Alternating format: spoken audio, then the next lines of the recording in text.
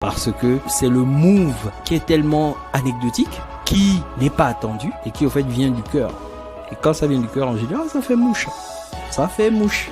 Et franchement, dans son cas, ça fait mouche. Pourquoi? Parce que ça l'a révélé à lui-même.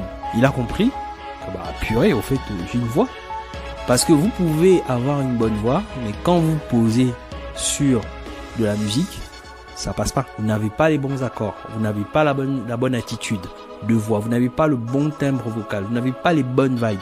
Donc poser sur un son, c'est respecter le tempo et rajouter une forme d'art dans la gestion des tons, etc. Et ça, c'est pas simple. Et quand vous faites ça pour la première fois et vous envoyez ça dans des pistes et que vous êtes satisfait du résultat, c'est que vous avez compris que vous avez un avantage quelque part. Et c'est ce que Vano Baby a compris. Et tout de suite, mis sur un CD, c'est parti. Il a très vite compris qu'il avait quelque chose à jouer et que la voix qu'il avait au final se posait bien. Et surtout, inconsciemment, il avait ce qu'il faut pour faire en sorte que sa voix puisse passer sur de la musique.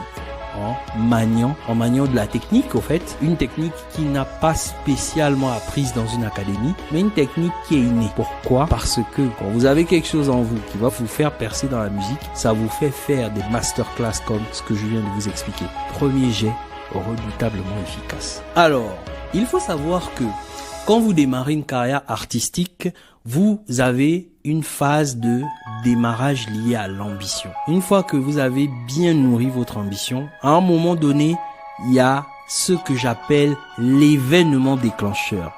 L'événement déclencheur correspond au moment où vous devez commencer à rentrer dans votre art ou à rentrer dans votre objectif concrètement. Donc on sort de l'imagination